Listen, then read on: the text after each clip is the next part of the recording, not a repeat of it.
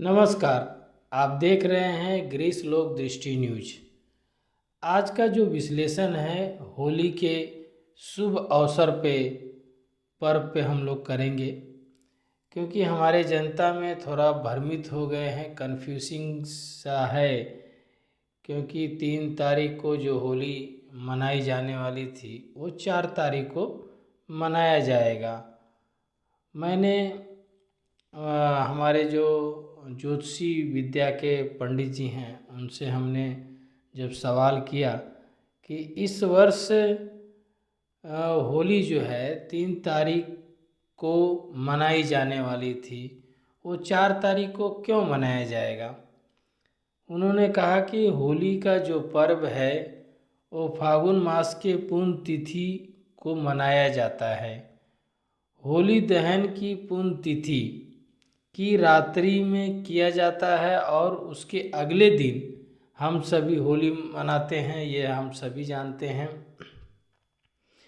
तो हमने कहा कि महाराज, दूसरा सवाल हमने कहा कि चंद्र ग्रहण, हमने सुना है कि चंद्र ग्रहण की वजह से जो है 3 तारीख का जो होली का कार्यक्रम था वो 4 तारीख को हम सभी मनाएंगे। तो चंद्र ग्रहण की होली का क्या प्रभाव पड़ता है। होली के समय हमने सुना है सूर्य ग्रहण, चंद्र ग्रहण, तो हमने पूछा कि चंद्र ग्रहण से होली पर क्या प्रभाव पड़ेगा।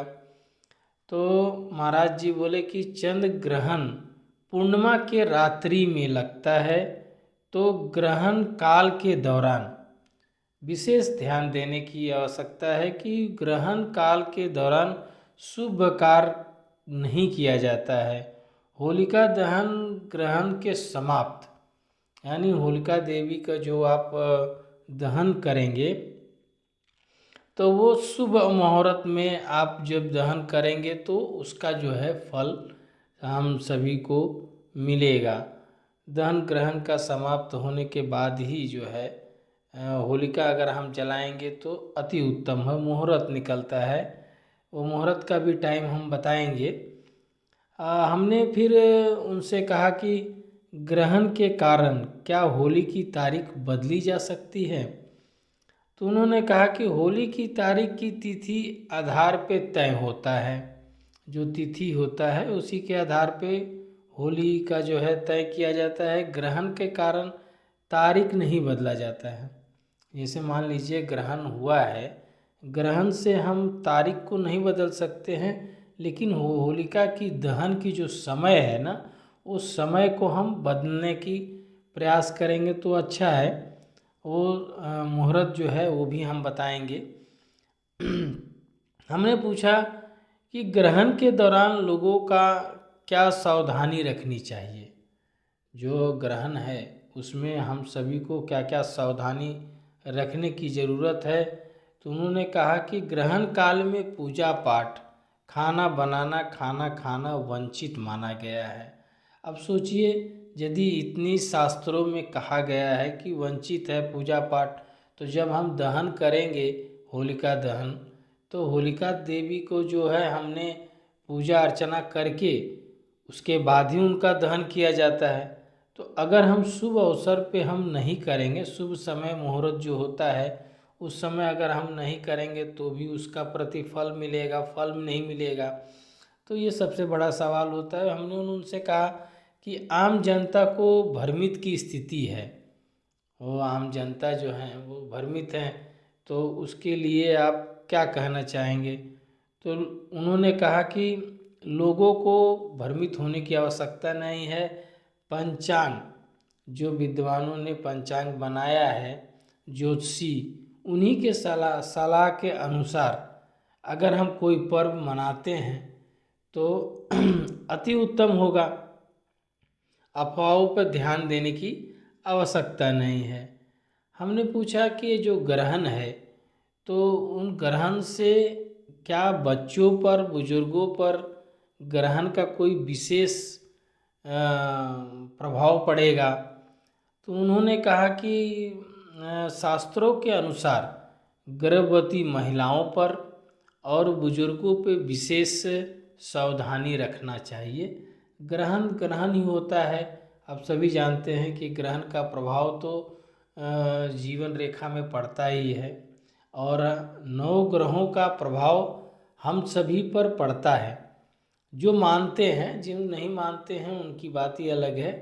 तो ये चीज़ जो है होता है ग्रहण के दौरान का। अब जो हमने कहा कि जो आप जो है 2026 जो है वर्ष, हम सभी होलिका दहन पूरा सनातन धर्म के परंपरा के अनुसार ही हम सभी मनाएं।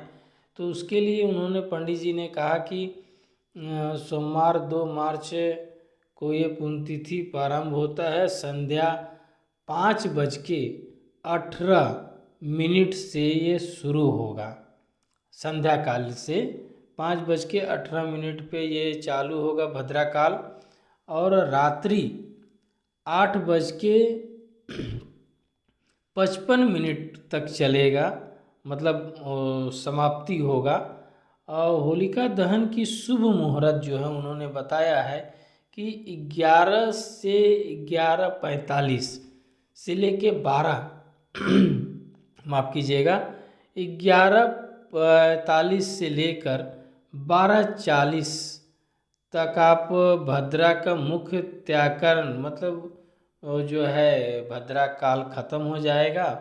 और उसके बाद हम लोग शुभ अवसर पे अगर हम चाहें तो 11:45 से लेके 12:40 तक होलिका दहन किया जा सकता है। उसके बाद बुधवार जो 4 तारीख को जो है श्री कृष्ण प्रतिपद जो है पूरे देश में रंगोली होली मनाई जानी चाहिए।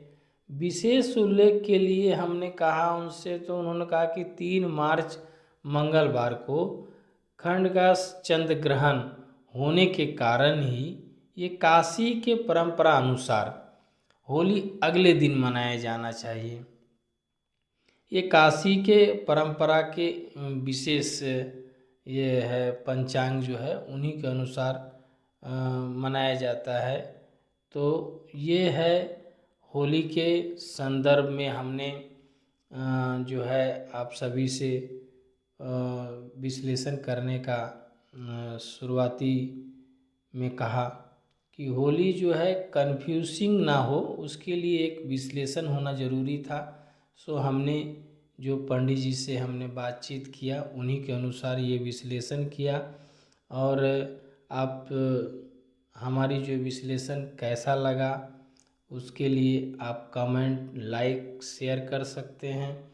और हमें बताइए कि आप लोक दृष्टि न्यूज जो संदेश जा रहा है उसका क्या प्रभाव है।